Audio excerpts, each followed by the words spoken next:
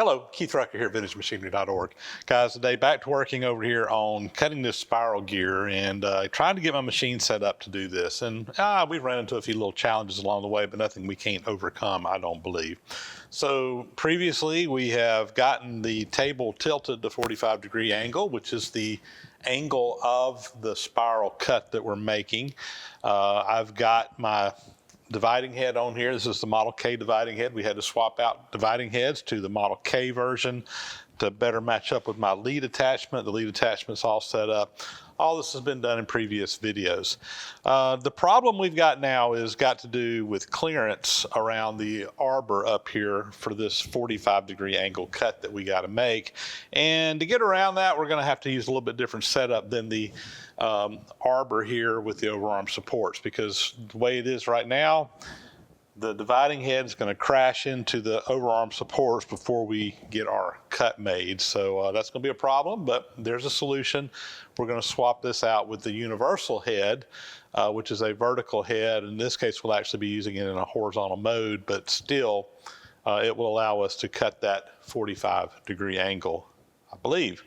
So we're going to get set up for that. Let me show you the problem here, and then we'll go ahead and start tearing this down and getting it set up with the universal head. So here's the issue. Here's the gear blank that we need to cut. Here's the an arbor that's in here. This isn't the arbor that we would use, but it just kind of represents what's here. And you can see that because of the way we have the angle tilted on the table here, you know, the cutter's going to have to go way out here on the end of the arbor. And the problem is that no matter how long of an arbor I put on here, and by the time everything gets up underneath the cutter, we're going to have to bring the dividing head in to the point where everything's going to be hitting on the dividing head. There's just not enough clearance here, and there's really no way to get around it with the overarm solution that we have here right now. So what's the game plan? We're going to turn the table back to 90 degrees, and we will actually put a universal head on here and rotate the cutter so that we don't have all this overhang and everything to run into things, and hopefully that should work. And that's pretty much a textbook way of doing it. The issue you run into here is once you get your angle out to a certain point, you run into this issue where things start running into it before you get on here. You know, theoretically, we could make a longer arbor, have this thing sticking out farther and be able to do it, but then you got all the flex in the shaft. You really want to kind of keep this close to the chuck as possible. So anyway, we're just going to go at it with the universal head solution rather than trying to make a new arbor that's longer to give us more clearance. Either way would probably work, but I think that using the universal head is going to be the best solution in this situation. I'm going to go ahead and start by just taking this arbor off. That should come off like that. Loosen up the drawbar on that taper insert up there, and that should be loose there now. There we go.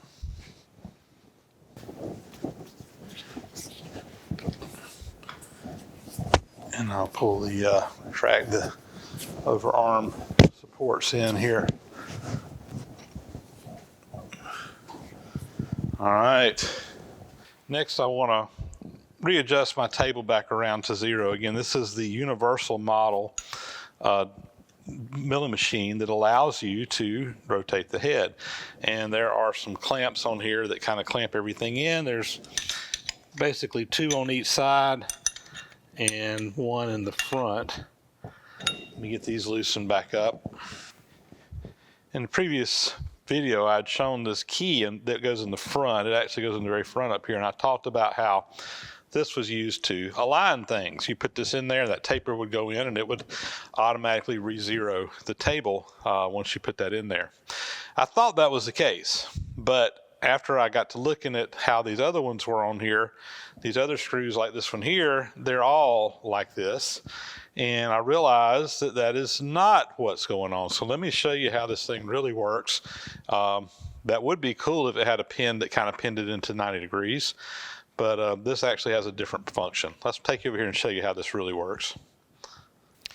So over on this side of the table, you can see how we have this little T-slot that is in a circle all the way around, and this actually tightens up. You tighten up a bolt on the back side of this and it pulls it down tight, and that's how it tightens the table down. And the way that that works is you got this screw like this right here. This one is longer, and there's this taper here, and this taper actually fits up inside of a piece in there. So when you tighten this up, it tightens that wedge up and basically pulls this down and tightens this up, squeezes it together. So whenever you tighten this up, it's basically squeezing this down. Whenever you loosen it up, it allows this table to, or that key, or this T-slot rather, to loosen up. So if I come in here, and you can kind of see it. Let me see if I can tighten this down. I don't know if you can see that, but that's pulling down back there in the back. And I'm going to loosen it back up now. And it's actually loosening that up. So we'll make sure all of these are loose.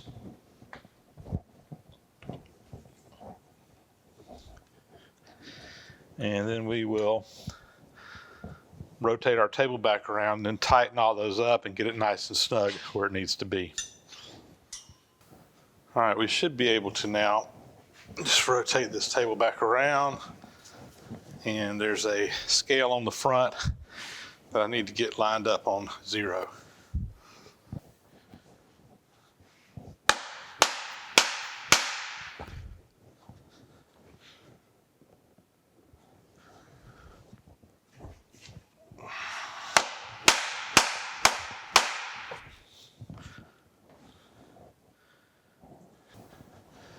I've just got a little dead blow hammer back here that I'm tapping on this with and trying to get that lined up dead nuts on, and it is really, really close.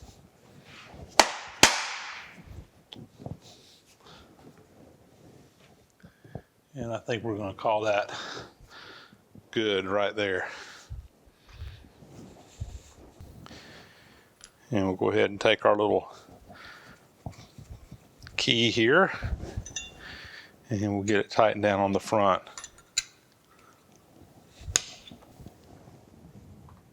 All right, now get the other 4 tightened down.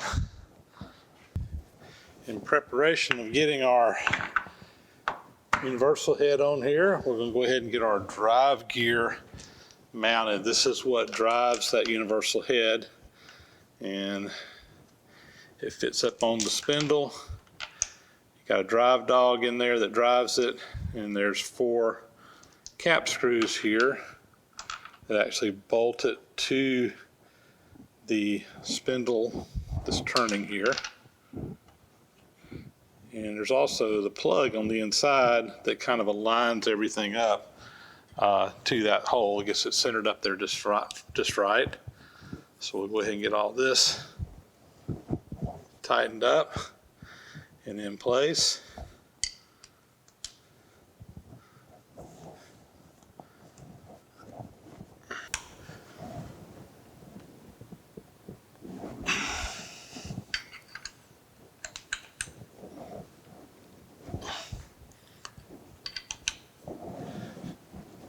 All right, that should be on there and mounted up good. Now I want to just test it, make sure this thing's not wobbling, so we'll just turn it on, and looks like it's running pretty true. Pretty happy with that. All right, that should be mounted in place. All right, we got to get this head lined up here. I got it on this, mounted on this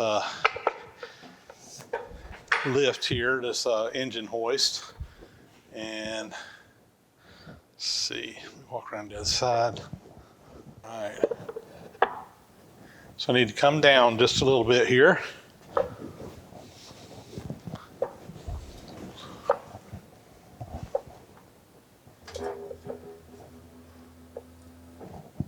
Somewhere right along in there.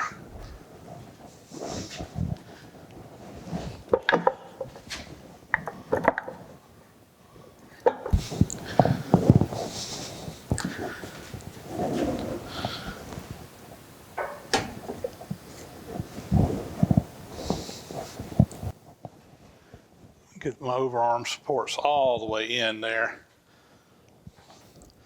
So there's clamps here on the side that clamp this whole head to the dovetail. And what I want to do is try to get these kind of started on there. I've already got the other side finger tight, and get this lined up. I don't want to tighten it down completely yet because we got to get the overarm supports lined up in the top, but this will more or less get it positioned. I think we're on our gear in there.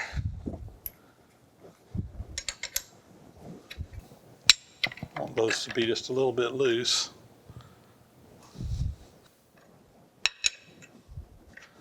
All right. And now I need to get the overarm supports lined up, and we're pretty close right there. I'll see if they'll slide up in there. Yeah. Perfect.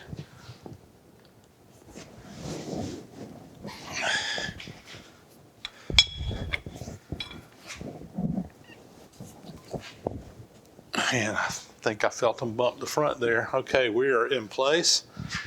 And now we can tighten everything down.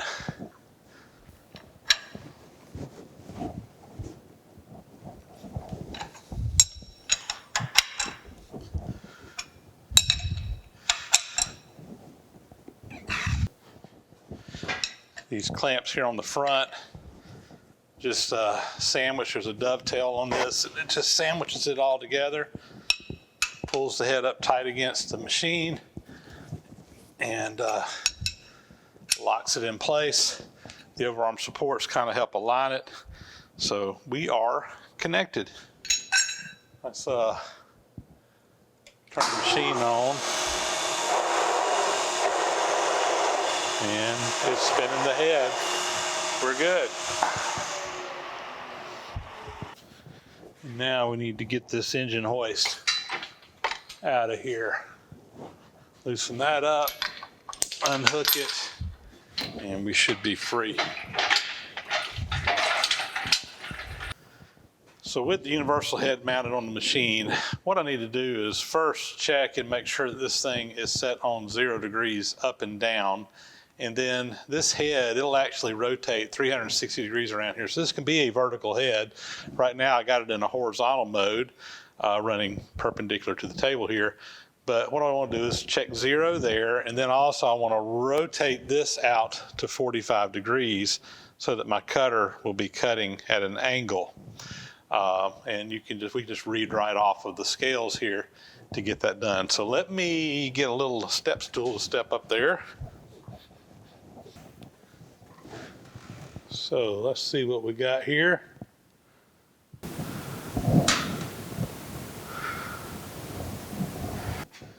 Here it is right here. And it looks like we're off a little bit. We're on 2 degrees. So let's see if we can get that straightened out. So we need to loosen these 4 bolts around the top part here, and that should allow it to rotate. All right, let that one loose. Now, I'm gonna have to get a socket. I can't get my wrench in there. Let me get a socket. Let's see here. There we go. So now this head should rotate, and it does. And we want to get it set on 0 degrees. Let me go to the other side where I can read that.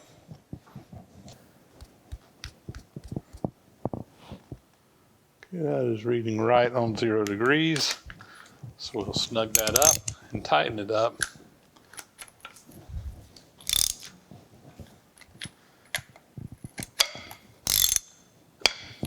Let me just double check, make sure that didn't move, and that's reading right on the money. So we'll go ahead and get those cranked down.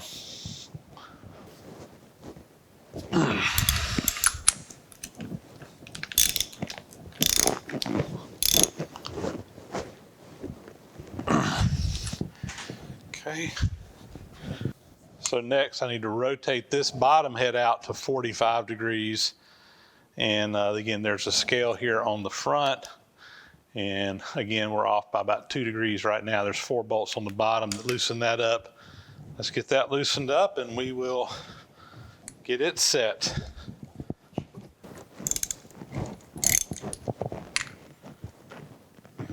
The back bolts are already loose.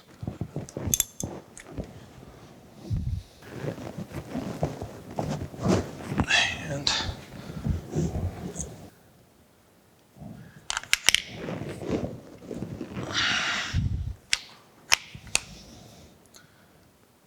about 10 more degrees.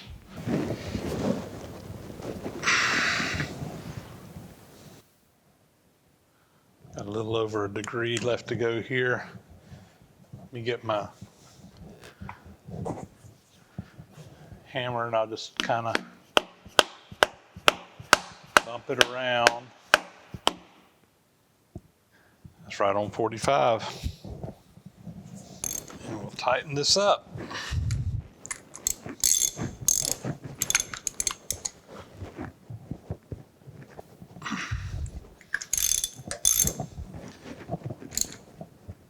All right, should have our head set. So now that we have the head set to the proper angle, we need to get the cutter set up on here. This will be the involute cutter that we use to cut this gear tooth, and I need an arbor to come out of here, a little stub arbor, to mount that on. Now, this particular head, it takes a 40 taper tool holder, whereas the main mill machine takes a 50 taper, so it's a smaller taper than what I have a lot of. I got a lot of 50 taper stuff. I don't have a whole lot of 40 taper tooling, but I do have this end mill holder. So this is, I think that's 1.25 inches. I'll need to measure it, make for an 1.25 inch shank to come out of. And what I'll do is I'm gonna make an arbor that will fit up into this, and we will mount this cutter to it. And then that is what will actually drive the cutter to make the cut. It won't have an outboard support on it, but we'll have it fairly close in here. Shouldn't really need one. So got to make the arbor. The other thing I got to make is a drawbar. So the way these 40 and 50 taper cutters or tool holders work is there's a threaded hole in the back of this, and you have a drawbar, basically a long bolt that goes all the way through this. So when you tighten it up on the back, it draws that in and gets it good and tight. I don't have a drawbar for this one either, so that's something else I'm going to have to make over on the lathe before we can continue on with this project. But once we get that done, I think we will finally be to the point where we can try to cut this gear. So guys, with that, I think that's going to wrap us up on this video. This is as far as we can go right now. We got to go get those other parts made, and that'll be coming up here very soon. So as always, thanks for watching. Please do subscribe to the channel if you haven't already. Thumbs up, comments, greatly appreciated as always. It really helps out with the analytics on the channel. And big, huge thank you to all the supporters out there through Patreon, PayPal, etc. Really couldn't do everything we do here without all of your help. And guys, with that, we'll catch you on the next video. Again, thanks for watching.